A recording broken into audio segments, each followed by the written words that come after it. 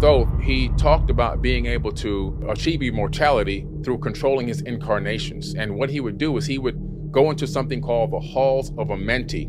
Now, only the elite of the elites had these Halls of AMENTI. His father, Enki, had one, he had one, and Lil had one. And the seven masters also had these Halls of AMENTI. And these Halls of AMENTI were deep underground in some cases. The one he talked about was underneath the Great Pyramid. Now, I've been down this subterranean shaft, which goes down 65 meters, and then another 30 meters down beneath that. And there's more to go beneath even that. There's more? Oh, there's more. And you know what's down there? Oh, yeah. All that's down there is you have chambers. They discovered them through a special type of a scan, a muon scan. They discovered these huge halls underground, underneath the Great Pyramid that extend out underneath Giza a mile. And all of them appear to be potentially empty. They won't tell us what was there or what wasn't there. But these Halls of AMENTI that were written 36,000 years ago by Thoth, they actually exist right now today. It's called the Halls of AMENTI, where they have the rejuvenation chambers. Now, there's another area in Saqqara where they have another Halls of AMENTI. They call it the Serapeum, and that's underground, and that is Enlil's or Enki's Halls of AMENTI. I believe it's potentially Enki's Ptah in ancient Kemet, his Halls of AMENTI. And these are gigantic, megalithic granite and diorite stone boxes that are in these halls these alcoves are so tight, the box barely fits in there. Now, to give you an idea of why this is important, because 1,000-ton diorite box or 1,000-ton crystal granite box has to be carved from a piece that's about almost 2/3 larger than what you carved it down to. So that means that, first of all, you couldn't roll a gigantic ball of granite down there because it can't fit. The second thing is you can't even fit it into the alcove or the hall.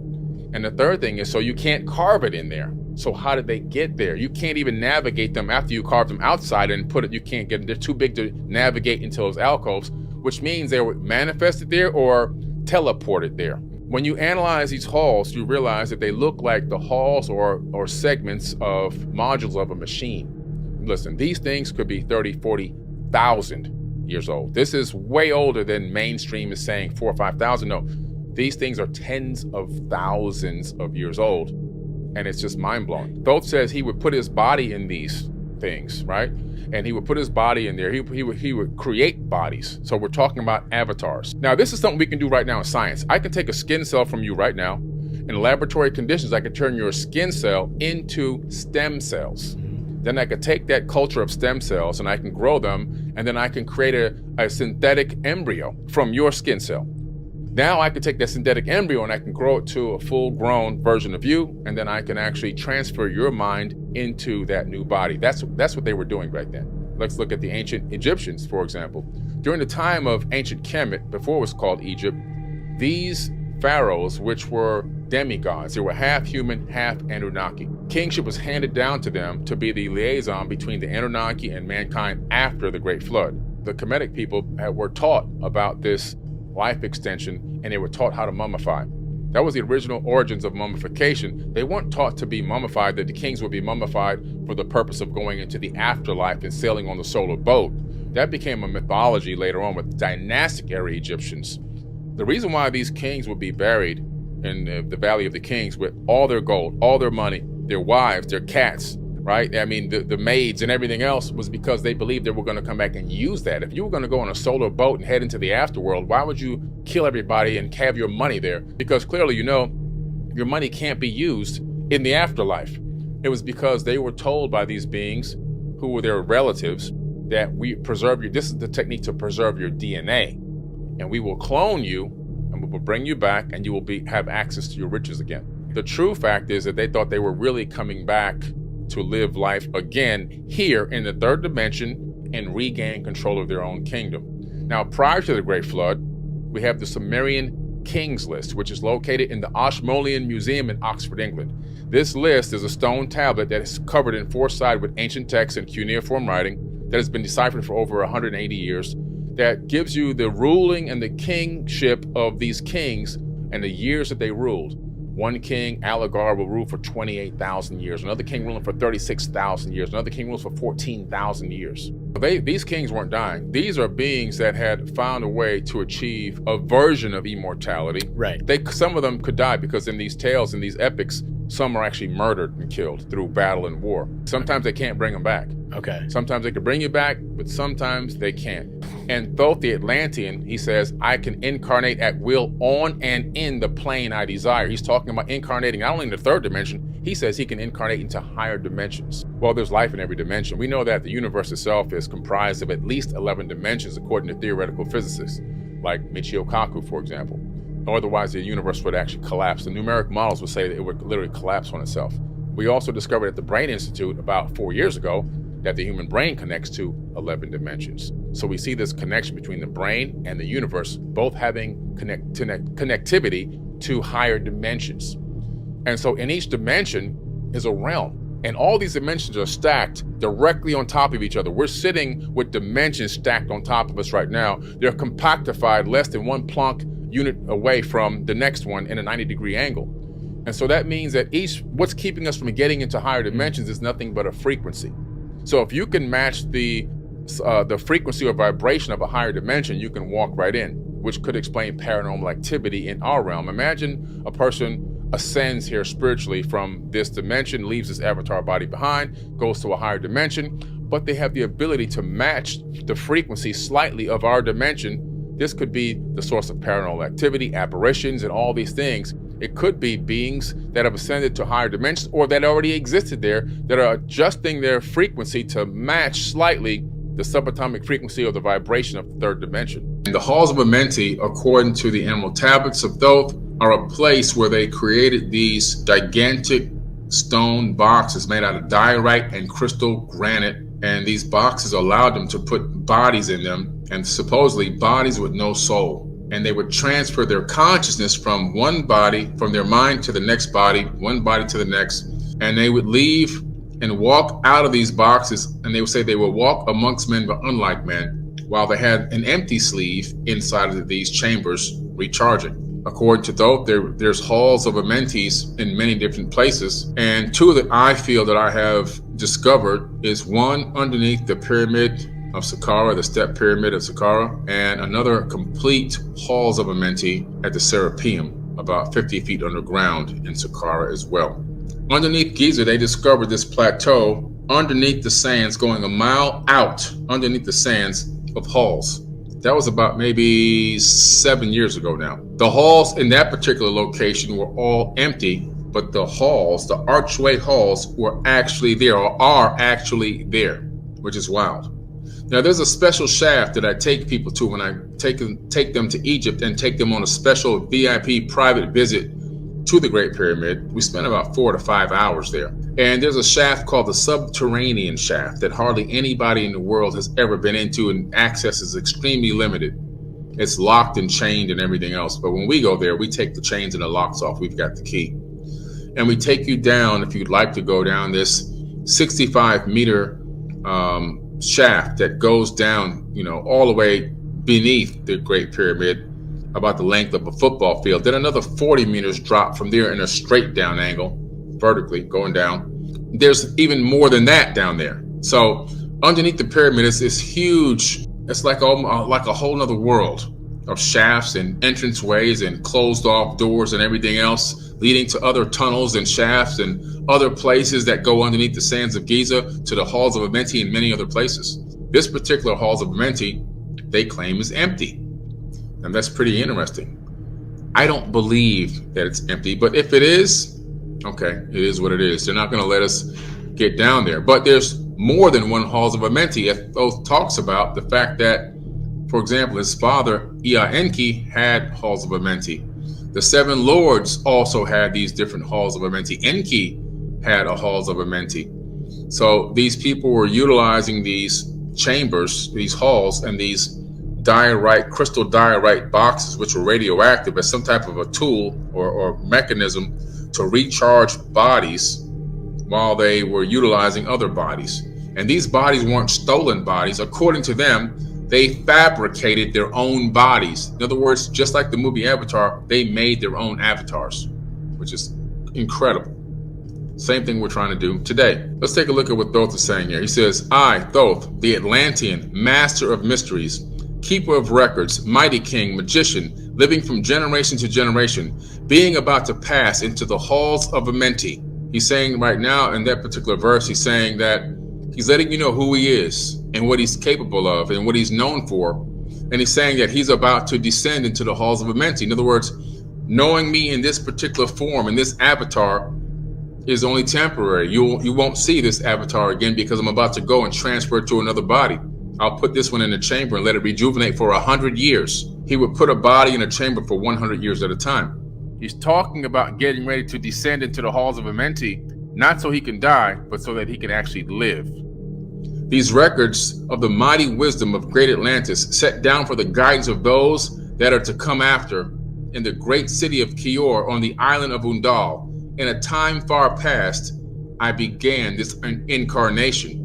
He's talking about the fact that he had already began the incarnation in that body that he's talking to them in from the halls of AMENTI located on the Kior, on the island of Undal. So there's a place called Kior, and in this place, okay, there's a halls of AMENTI, and it's located somewhere on an island, and the island is called Undal.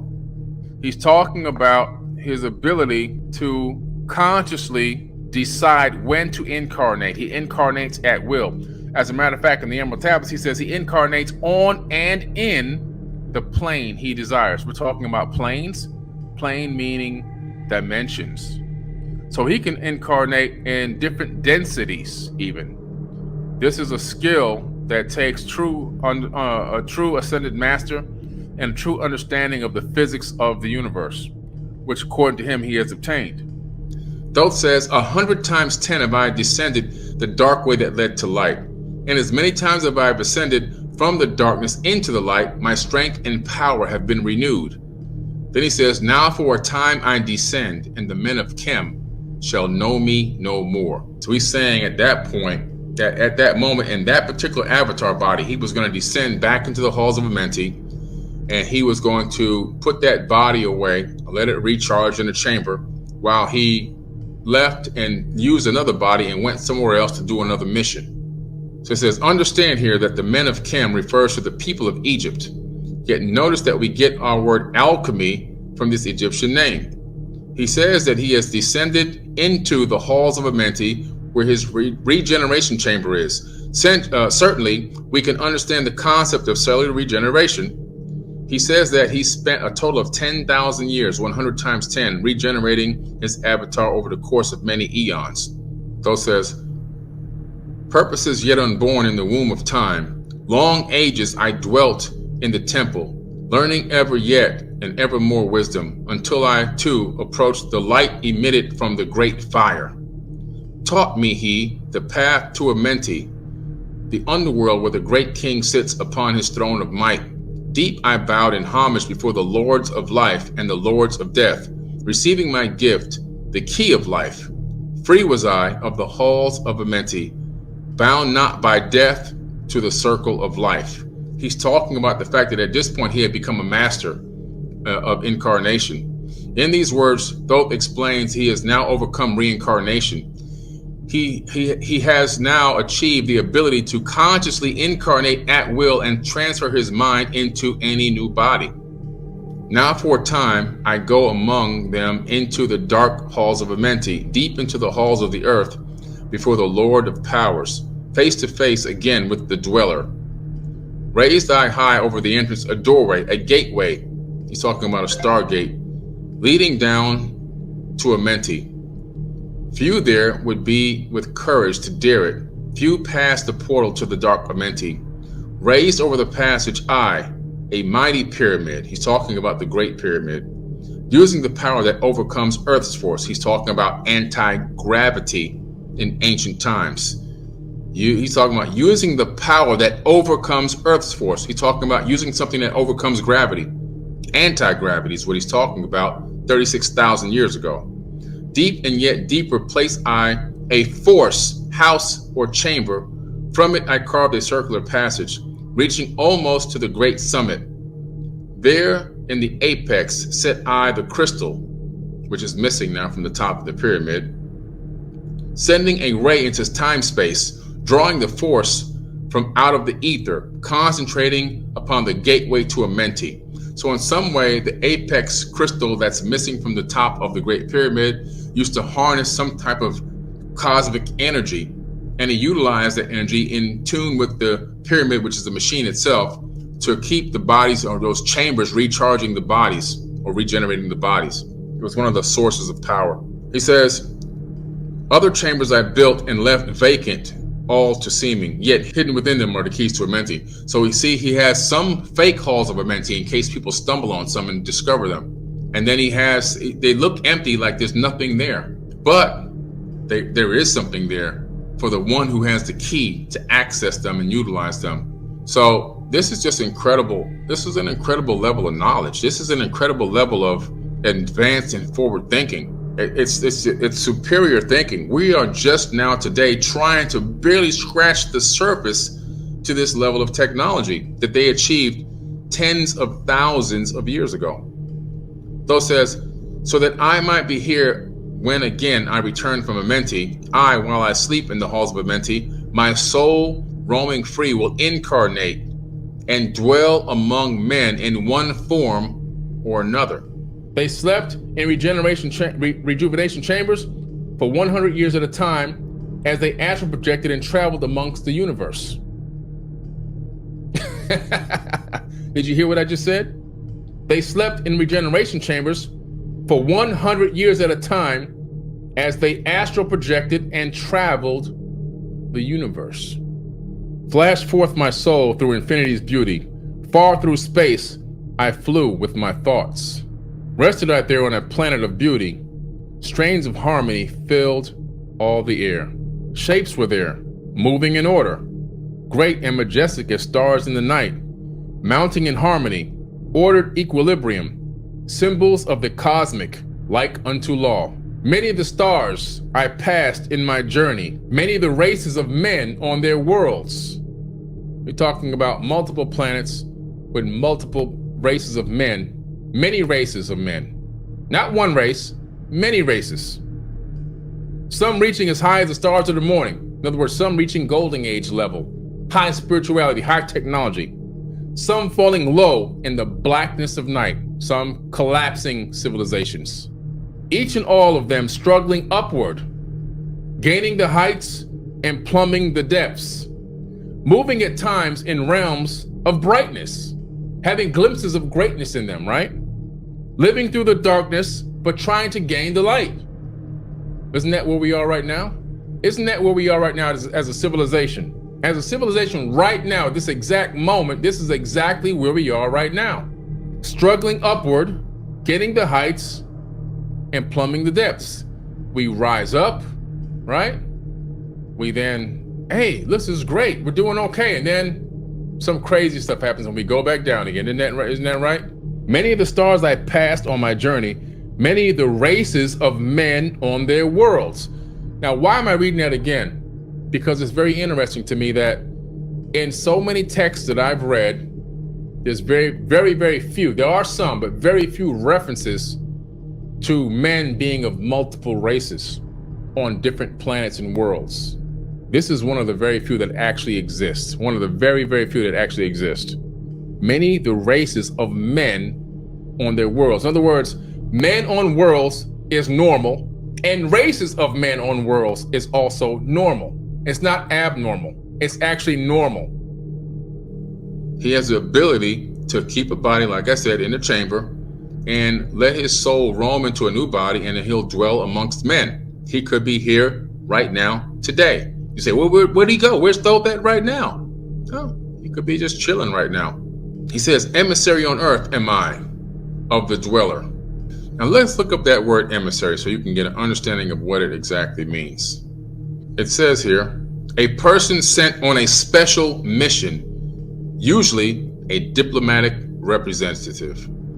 A person sent on a special mission, usually a diplomatic representative.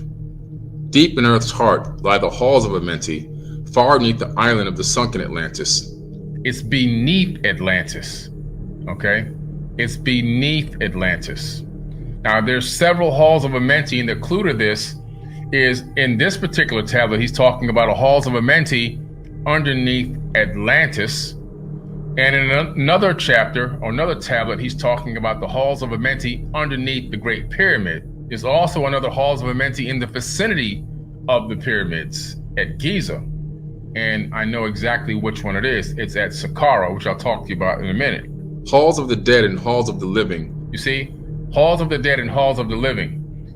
These chambers are holding bodies that are quote unquote dead. They're not really dead, but they're in a rejuvenation stage, okay, according to Thoth. And some of them have been rejuvenated and walk amongst men. He says we walk amongst men, but unlike a man. They could be sitting next to you in a movie theater. They could be on you, sitting by you next to you on an airplane. They could be walking down the street, right past you in a shopping mall, or walking a dog in your neighborhood, and you wouldn't even know that it was them. Bathed in the fire of the infinite all. The fire which we talked about last week is the eternal fire, the same fire that Yeshua, aka Jesus, talked about in the Bible, right? It's the fire of the infinite all. It's the fire which represents eternal life. And in here, he's talking about the fact that these bodies have the spirit of the eternal life in them, even though some are rejuvenating and some are walking amongst men. Far in a past time, lost in the space-time, the children of light look down on the world. The children of light are these Atlantean people. They look down on the world. From where? From above. Seeing the children of men in their bondage, bound by the force that came from beyond, knew they that only by freedom from bondage could man ever rise from the earth to the sun. What is our bondage? We're in bondage right now. We're in bondage by racism, separation, division. We're in bondage by the matrix of financial systems. We're in bondage by the prison system, the education system. We're in bondage by, all of these different systems that exist, the religious systems that have kept us mentally bondaged. So we have all this bondage that we're in right now, and they've been looking at this for eons. But he said that, but they're talking about the fact that they had an interest in trying to free us or help nudge us in the right direction. So knew they that by only freedom from bondage, in other words, once we can overcome all these matrices that we're encased in and completely absolved in, that we could now rise from the earth to the sun. But if we can't get out of bondage, this mental bondage and physical bondage, we will never rise. In other words, what is rising from the earth to the sun? They're talking about rising to a golden age, rising to the light, seeking the light, eventually becoming the light. We're talking about a golden age. Talking about obtaining a higher level of consciousness. But how do you free somebody from bondage? You got to free them from their mental prison. According to Thoth, only free-thinking individuals using their own conscious thoughts can be capable of rising up to a higher level of consciousness. Let's look here. He says, down they descended and created bodies. Down they descended and created bodies, taking the semblance of men as their own. The masters of everything said after their forming, we are they who were formed from the space dust, partaking of life from the infinite, being in the world as children of men. They didn't say children of God. They said children of men. Like and yet unlike the children of men. When they say we are they who are formed from space dust, we're talking about anything that exists in the third dimension is formed from space dust, including you and me. Because without space dust, no human being can exist. Space dust from exploding stars that have exploded millions of years ago. The stars, when they begin to use up deplete a lot of the nuclear fusion, they then become depleted to a point where they actually supernova. And when they go supernova, because the amount of force, the gravitational force pushing down on the core, because there's less nuclear reaction going on, there's less force pushing away from the core. So that balance that sustains this fusion is gone, and the star collapses and goes supernova. So it implodes and explodes. And the fusion of those heavier elements go out into space, and then those elements, they'll recoalesce in accretion disks, which you still call them creation disks, because accretion disks create and a lot of those heavier elements are in each and every one of our bodies, allowing us to become a corporeal entity that can house a spirit. So all of us are space dust. So they know this, and they're saying, yeah, we use the space dust to create these corporeal bodies. So they made bodies that look like men, look like us. They didn't say that they stole bodies and inhabited those bodies or possessed a body. Like the people out here walking around saying that, Thoth is possessing bodies. He could snatch your soul. No, they created their own bodies. Like Avatar, like the movie Avatar. They created their own avatar bodies and then put their minds inside of them. They didn't snatch any of the indigenous bodies. They made their own. It's the same exact concept and the same exact system as well. Where do you think Avatar got the idea from? They got it from the halls of Amenti, from the Emerald Tablets.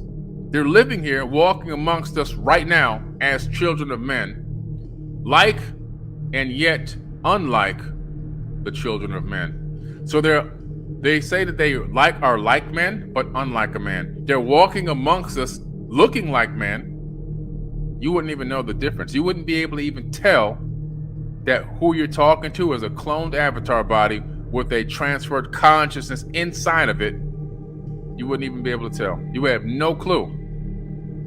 None. And they're still here doing the same thing. Like I said, they could be sitting next to you in a movie theater. They could sit next to you on an airplane. They could be in line with you at the grocery store, walking your dog down your neighborhood, driving down the street. They could even be on social media, but you'll never know. They say like, but unlike the children of men, just like Jesus, aka Yeshua. He was like, but unlike the children of men. He was a Christ. He said, guided he then by wisdom and knowledge, passes from men to the master of life. There he may dwell as one of the masters, free from the bonds of the darkness of night, seated within the flower of radiance. He's talking about the flower of life now. He's in the energy pattern. He's in the energy form. Free from the bonds of darkness of night, seated within the flower of radiance, sit 7 lords from the space-time above us, helping and guiding through infinite wisdom. He's talking about something higher than this dimension. He says, now I return to the halls of Amenti, leaving behind me some of my wisdom. Hermes, thrice born, is the strongest candidate for Thoth's mention of my soul roaming will be free to incarnate and dwell amongst men in this form or another. It is Hermes Trismegistus who is responsible for maintaining, secreting, and teaching the single emerald tablet generally referred to until 1925. The Greeks call him Hermes Trismegistus, 3 times the greatest. They know he's been incarnated at least 3 times in their understanding of time. Lord Shiva, when you study Lord Shiva, has a lot of the same qualities as Tahuti, except the only difference between Tahuti and Lord Shiva was blue. He was a blue god. In other words, he was physically actually blue. Mm-hmm. The thing that's amazing about him is he had access to these portals, and we know that Thoth from Africa, aka Tahuti, he also had access to portals. And no matter where you go around the world, portals exist, and the rumor is that he would step into these portals and disappear. And I've stood inside of some of these stargates that appear to lead into dead-end walls that have a little notch inside the wall, the stone, and they say he would put something in that notch and he would vanish and he would be somewhere else on the planet. Ooh. So no matter where you go on Earth, I believe he's Lord Shiva, right? I believe also throughout Africa, he's Tahuti, Thoth. You go into Europe, all of a sudden he's Odin, he's Mercury. Mm-hmm. You go into he's also Thor. You go into Australia, he's Thoth Amabi, and there's a huge petroglyph etched into the ground there of Thoth with the beak on the back of this thing with this circle with all these spirals going around it. And the Aboriginals say that's Thoth Amabi on a spaceship flying through the Milky Way galaxy. Wow. Then you go to Mesoamerica, which is now, of course, now Mexico and all the South American area. He's known as Quetzalcoatl, Lorpacal, Kukulkan, Veracocha, you get all these names. It's always the same person in different bodies, same exact quality, same knowledge, the knowledge bringer, the bringer of thought, the bringer of alchemy, science, magic, medicine, healing. It's always the same person. No matter where you go on this planet, you'll find an account of this person being there. I mean, who thought that he would be in Bora Bora of all places? That's just crazy. This is a gigantic stone box that weighs about 600 tons. Yeah, that one right there. And then the lid probably weighs about 400 tons. All right, that was just that one. Let me go to another one. This one's even bigger than that one. The lid was already open. If the lid is open, it was because somebody opened it, but it wasn't anybody in modern times. We can't open the lids to these things because the way they're designed, they're almost hermetically sealed. So the only way to open the ones that had lids sealed, we tried to blow them open. Not me, but the researcher, the archaeologist, tried to use explosives, and all they did was damage everything. Okay, but to look on the inside. But the ones that were already open, nobody knows how they got opened, because none of us, nobody right now today in this modern society can open these things because of the way they're designed. And just let me tell you how big they are. The one you just saw, I can stand up in it at 6'4", and I can barely see the rim, barely. And the width is probably about 2/3 my wingspan. So we're talking about probably 5 feet and change. And the length is about 8 feet to 10 feet long. Massive. And inside is so smooth, like they use some type of incredible technology to I mean, how do you get smooth diorite and smooth crystal granite like that in that massive scale? Let me show you something else here real quick. Granite is also granite. We have diorite, which is kind of very solid. These boxes are massive. This is an actual rejuvenation chamber. You're looking at it inside of a hall. There's many halls down there. I think there's, I don't know how many were down this particular one, but there's definitely more than a dozen. Okay.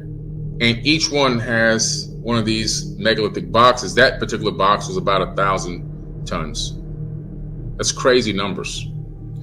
Now, the size of these boxes, these rejuvenation chambers, they're so large and so heavy, and the pathway to get down to put them in the alcove is so narrow, you can't make them up above ground and then take them beneath ground 3 stories and then maneuver them into those locations. It's impossible. You also can't make them in those locations because in order to make a box that size, you need a piece 2/3 larger to start chiseling away at it to actually make the box that you want to be that size. Again, that means you're trying to maneuver an even bigger piece of stone down there. It's not going to happen.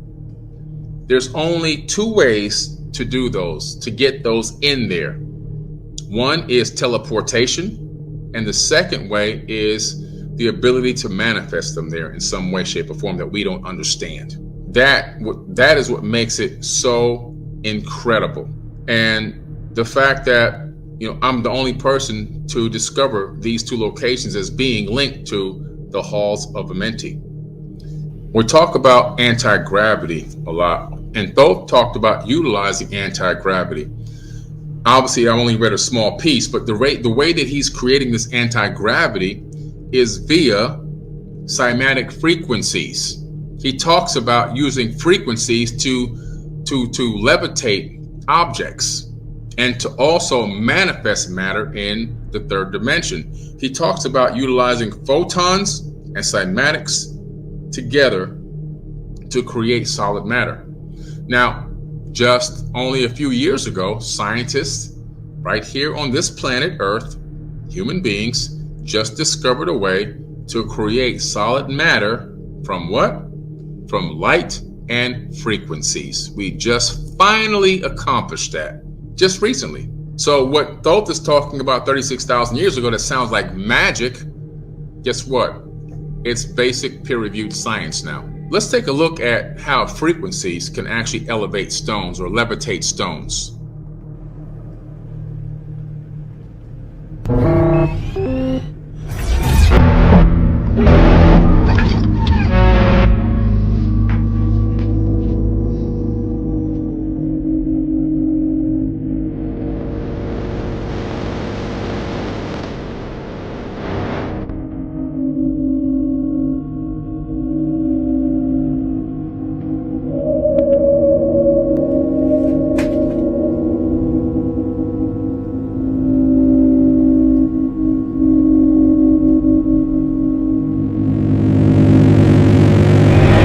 Yeah. So we know how to do levitation via frequencies already. There's a famous stone. It's on the Shamash tablet, where Shamash is an Anunnaki god teaching human beings the power of anti-gravity utilizing frequencies. I've made many posts about it that have went uber viral over the years. Over the last 8 years, it's gone viral so many times when I repost it. He's literally showing magnetic fields, an oscillator, and also a cymatic frequency. We know the exact frequency he's utilizing because he shows us the frequency pattern. And that is the frequency pattern for anti-gravity. And he has human beings, one person holding a gigantic stone table, and the human man is lifting it with one hand because the frequency is directly over the table, giving it anti-gravity properties. Right now today, in science, if you look this up, you'll discover this is accurate. They can take a skin cell from you. That skin cell, they can then, under the right laboratory conditions, cultivate it into a stem cell. Then they can cultivate that one stem cell into groups of stem cells. From that, they can turn those groups of stem cells into a synthetic embryo. They can then take that synthetic embryo, which is a copy of you, and grow it to any age specified. And then the next step is to be able to transfer your mind into your new avatar body. That's being worked on right now today. They've got the first part covered, all the way up to creating synthetic embryos. Look it up. They've been creating synthetic embryos for quite some time now from stem cells. Now, the next step is transferring your mind into your new body.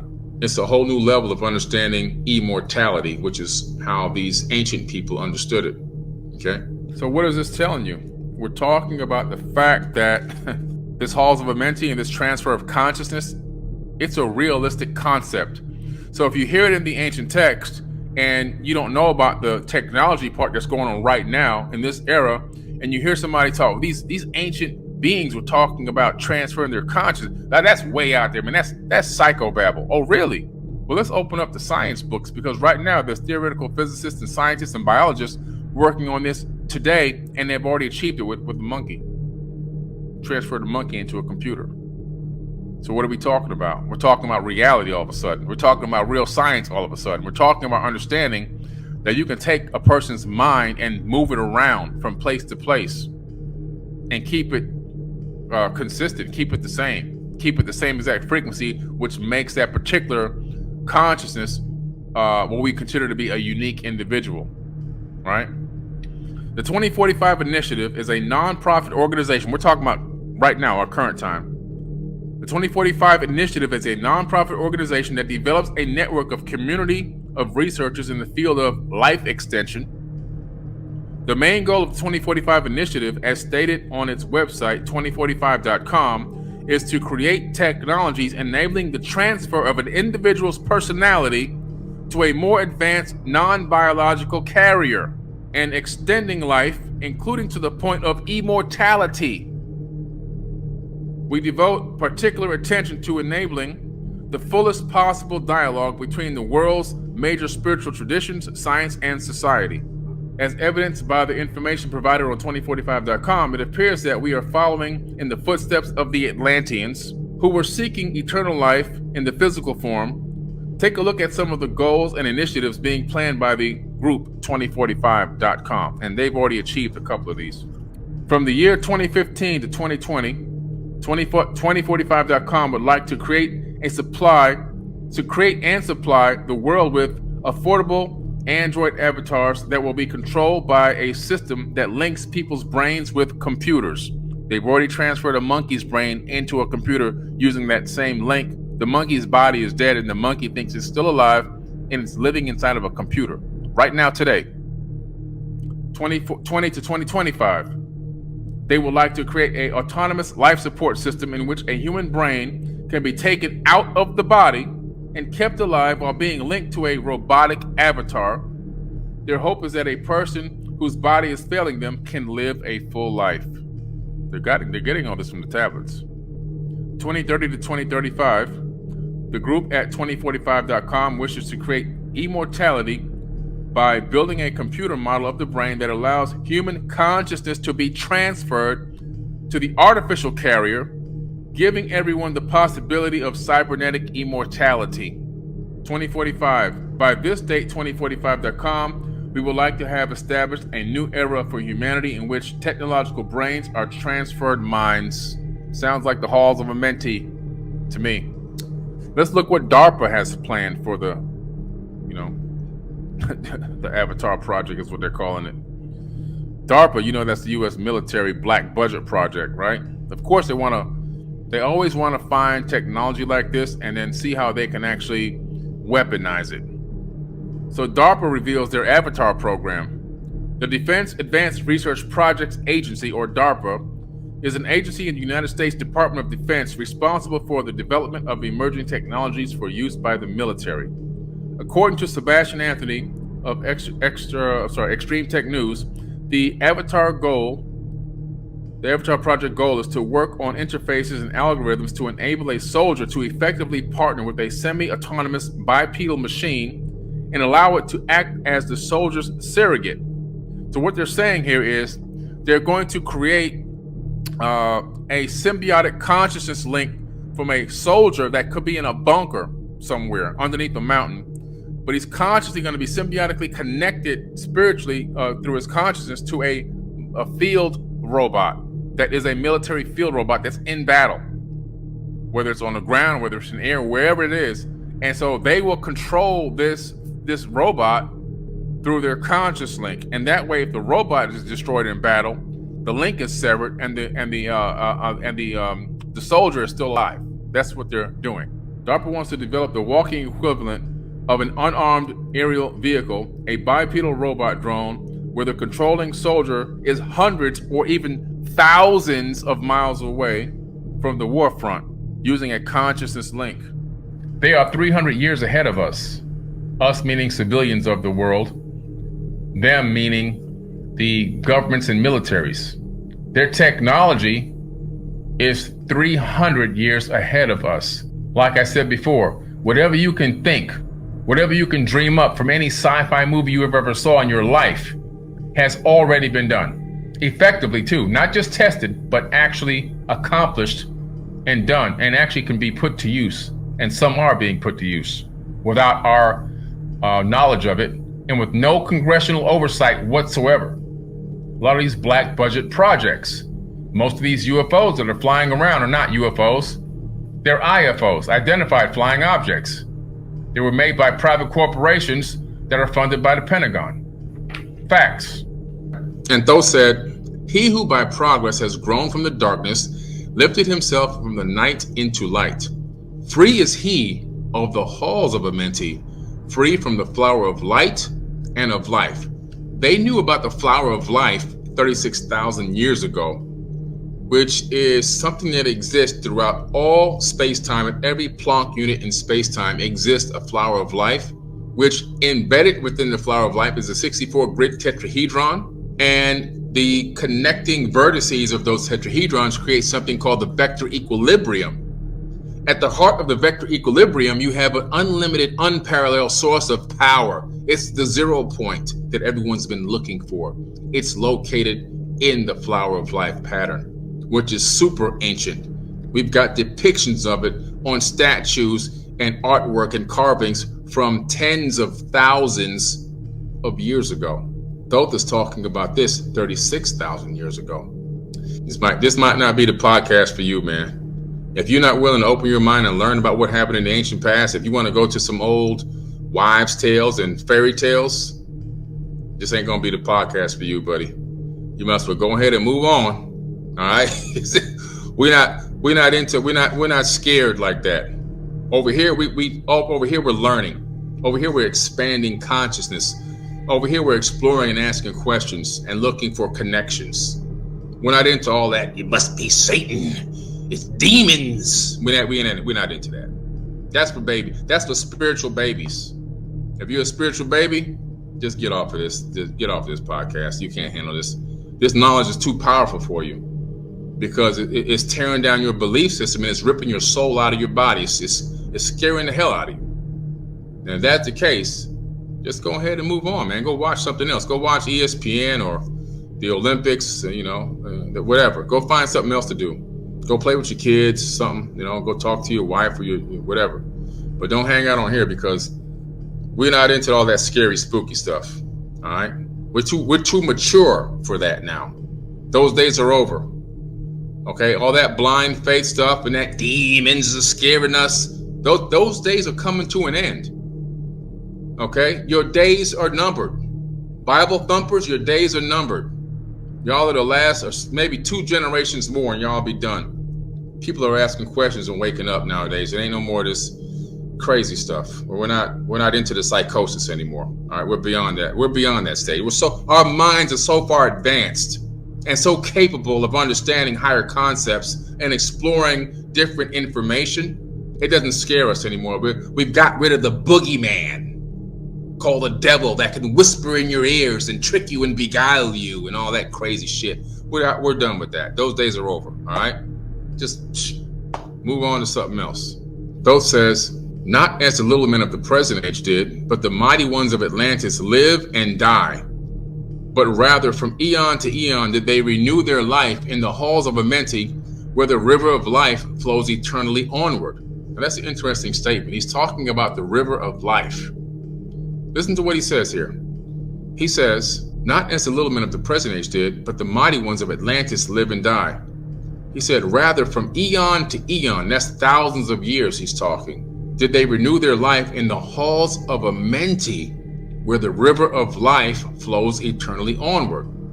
Now, this river, I've been researching, what is this river that they're talking about, this river of life? And I found this river of life information in biblical texts where Jesus is talking. He says almost the same thing that Thoth says, except Jesus was 2,000 years ago and Thoth was 36,000 years ago. Which came first, the chicken or the egg? Jesus says in the New Testament, book of John 7:38, he that believes in me, out of his being shall flow rivers of living water. Thoth says, where the river of life flows eternally onward. It's the same exact statement. Pretty interesting. It's the same exact statement. Why does Jesus' statement align with what Thoth says? Because he was either a student of Thoth, either he is Thoth, or maybe, like I suggested in the beginning of this talk, maybe a relative, like a son, potentially. The teachings of Yeshua were the teachings he learned in Egypt when he went to go learn the Egyptian mysteries.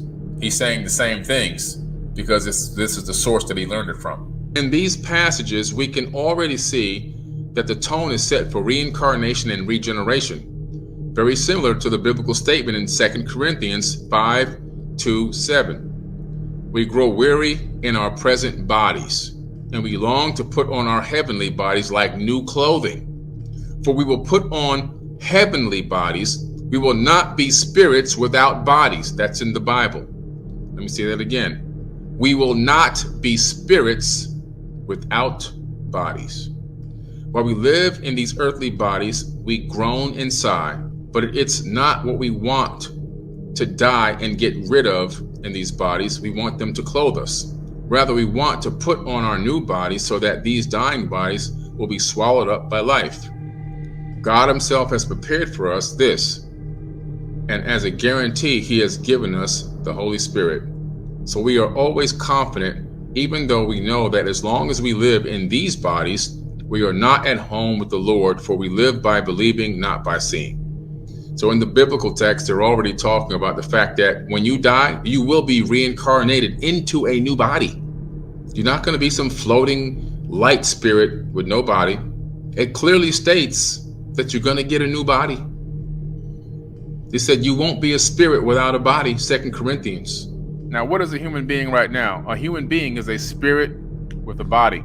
You are a spirit first that is inhabiting a physical body in the third dimension. What it's saying here in 2 Corinthians, they're alluding to the fact that they understand that there is a reincarnation process.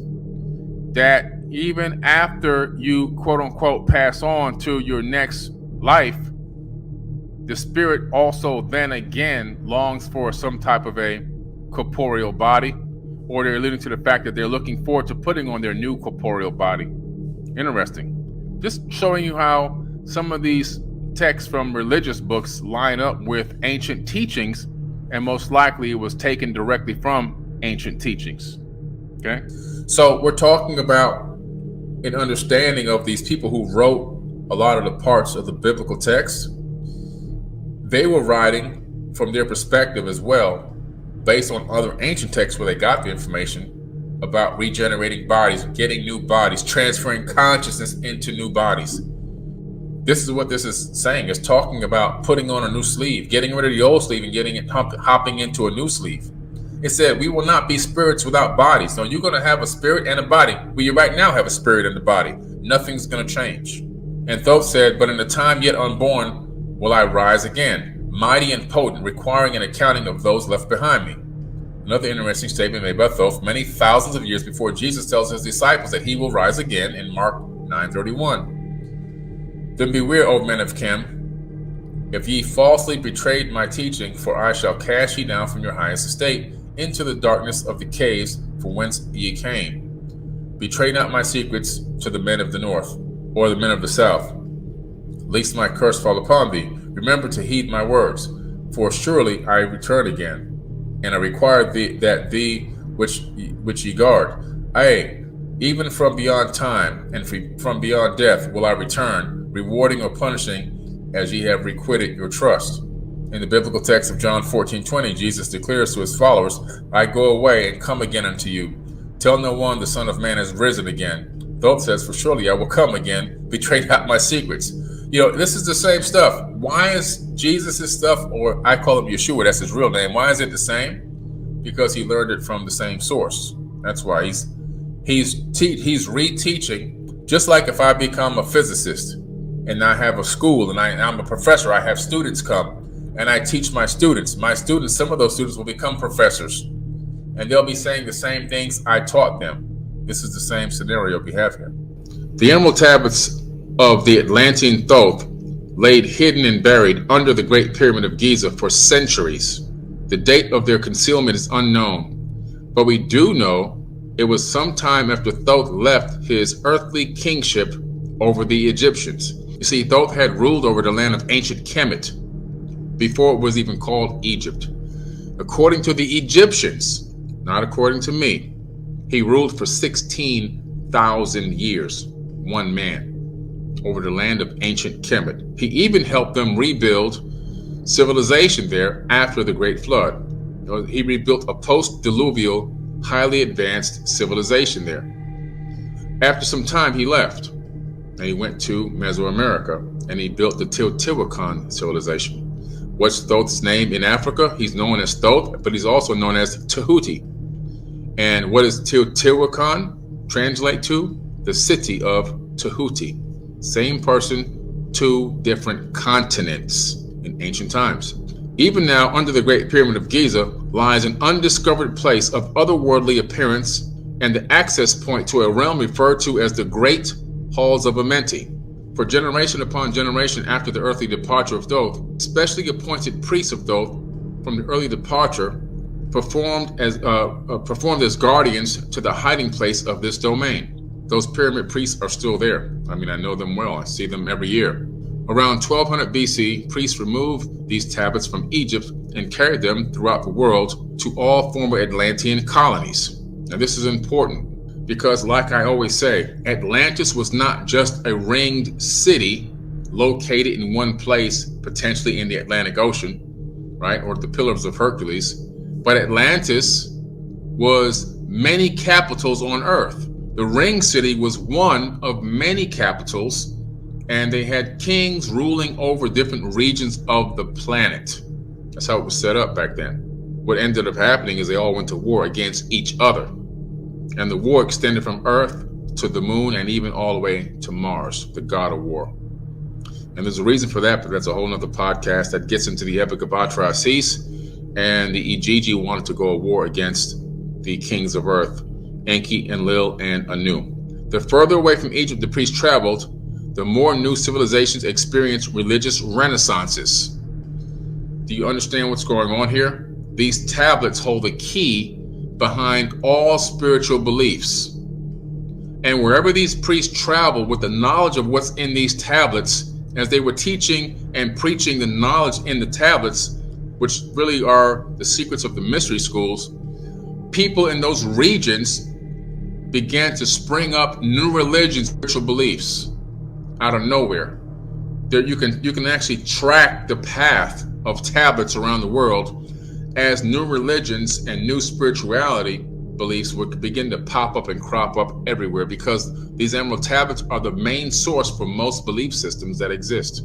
Finally, the priests left the tablets buried under the unmarked temple, perhaps under the pyramid of Pakal the Great, Lord Pakal. That's in where? Mexico. Okay, we're talking about what used to be considered Mesoamerica, and now it's obviously not Mesoamerica anymore. It's Mexico and South America, where the Mayans obviously used to live. That area is, now has many different names, but it used to be one big name, Mesoamerica. That's where Thoth went to build the Teotihuacan civilizations. Thoth gave Dorial permission to retain a copy of his translations after making the arduous journey and delivering the tablets to the doorway of the halls of Amenti. We can imagine Dorial taking a transport ship across the Atlantic in the mid-1920s, bound for Egypt, while concealing the glistening emerald tablets of Thoth the Atlantean. How he must have slipped serendipitously into the pyramid complex under cover of darkness. Directed by the presence of Thoth to the hidden entrance, this entrance lay undisturbed for 3,300 years, since the guardian priests had left behind their temples for the mission of Thoth. These most ancient tablets are the ones formed by Thoth, the god of wisdom and knowledge, and written for the spiritual enlightenment of all those who respond and receive the rarefied form of consciousness as a gift from God himself. Thoth was a god king of Egypt for thousands of years. But when he decided to return to the halls of Amenti, he built the Great Pyramid of Egypt to serve a twofold function. Firstly, to safeguard the emerald tablets, and secondly, to serve as a hidden entrance to the halls of Amenti. Thoth says that beneath the Great Pyramid stands the doorway to the underworld, where the Master of Masters dwell. Now, these halls of Amenti are not Thoth's halls. This is his father's. These halls right here, they're underground. These belong to Enki, Enki. Enki is the father of Thoth, the Atlantean priest king. In the Emerald Tablets, his name is Thothme, Thothme, right? He's the ruler of Undal, and he is a master geneticist according to the ancient tablets that have been left behind.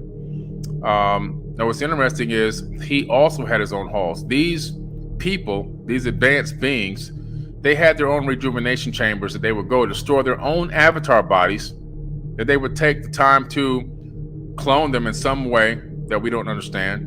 They weren't cloned from existing people. They fashioned these bodies themselves, and then they would inhabit them and walk amongst men, but unlike a man. Now, what's interesting about these halls, you can see how incredible these halls look in terms of the technology used to construct this underground labyrinth. There's no mummies down there. There's no dead bodies down there. There's no buried pharaohs. There's nothing. You know what's down there? Hall after hall after hall after hall. And what's in those halls? 80-ton granite. What look like sarcophagus, but they're not sarcophagus. They're actually the actual rejuvenation chambers. The rejuvenation chambers are in there, and they're pristine clean on the inside. I've gotten inside of some of these. And if you have enough strength to climb up and climb over, some of you, we can help you get inside of some of them, all right? But what's interesting is these gigantic 80-ton objects, these rejuvenation chambers, there is not enough space to maneuver them through this underground labyrinth. First of all, to get them down there at that weight, and then to get them in their own little tiny alcove that they are tucked into. They fit snug as a bug in a rug right in these things. How did they get them in there?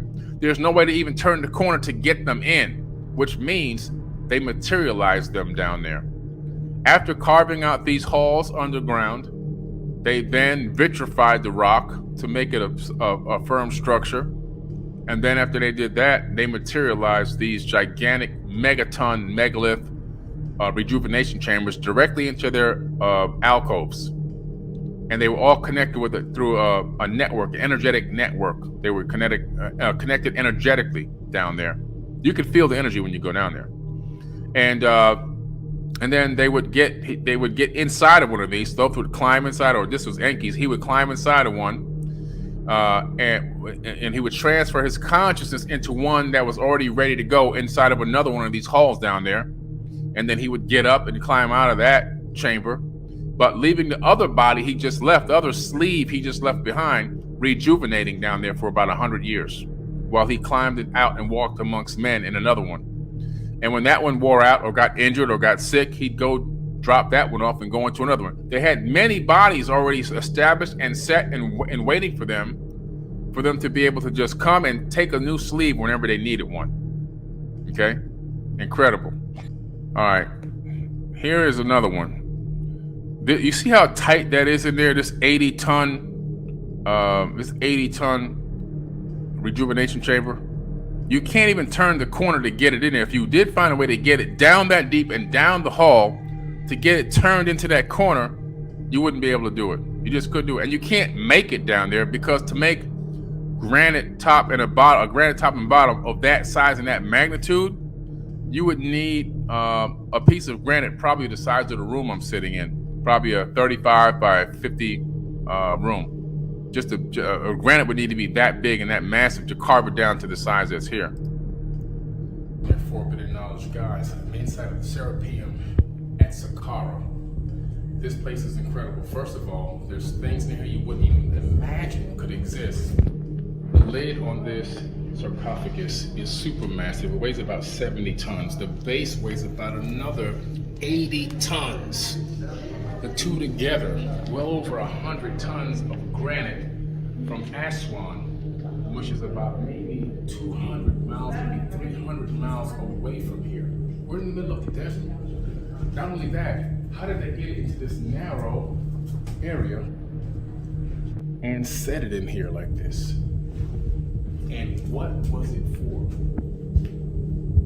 Why create something this massive in a place like this? The answers are on Forbidden Knowledge TV, forbiddenknowledge.tv. I'm in back of one of the alcoves. I'm inside of one of the halls, so in back of the actual sarcophagus. Now this it's really a rejuvenation chamber. Now this one is the only one that even the priests that guard it will tell you that it has stargates on it, rectangular stargates. On every single side there's rectangular stargates. So that my hand is actually touching one of the inscriptions, which represents a gate. But also what it's touching solid granite that's warped as if an energy signature hit it and somehow modified or changed the atomic structure of the granite, allowing it to warp and bend without cracking. Now, I don't know if you understand granite and how hard granite is, and how tough it is to even form it or shape it into these amazing shapes. But then to be able to even have anything that can dent and warp granite as if it was fluid. Now, what's interesting about this, in front of me where you can't see, where the person is standing that took this photo, there's a wall in the back of that hall. Now that wall has a gigantic opening in it that you can see has been something energetic came through it and formed this opening that came through it. That beam that came through the back wall of that hall is what hit this sarcophagus, this rejuvenation chamber, and actually warped solid granite. I don't know if you understand. I wish I could make you understand. You can't warp granite. You cannot do this. You just can't. It would crack and break before it warped like this. It's wavy as if it turned into liquid. Okay? Now, what does that tell us? It tells us that an energetic beam of some type, an exotic energy beam, came through that back wall and hit this rejuvenation chamber. Now, Thoth talks about having the capability of going into his underground chambers and traveling from place to place not only on Earth, but even to other places. And so he has these portals. I remember I went to Tula, Mexico. I think it was 2015. I was in Tula, and I went to his one of his homes. He has actually several homes. This was his house is a pyramid, of course, and then on top are Toltecs, but underneath he lived inside. But in the back there was a Stargate, a rectangular Stargate, just like these, and the indigenous people there, and even the guide said he would walk into that fake door and stand there and then vanish. Where would he reappear? Places like this, in the halls of Amenti. Imagine he's coming back and he's coming to this hall, or his dad Enki's coming to this halls of Amenti, and the portal opens up, and it actually, the energetic beam from the portal over this stable wormhole creates some type of energetic beam that breaks through the back hall and then hits this rejuvenation chamber, and it actually warps 80 tons of granite like it was just butter. Incredible stuff. The book is still a bestseller for a reason. It's a bestseller in 5 countries for a reason. A lot of great information in this book. I can sit here and talk to you for hours and hours and hours just going through 3 or 4 pages. Okay? A lot of great reviews on this book from a lot of big name people. By Compendium of the Emerald Tablets by Billy Carson.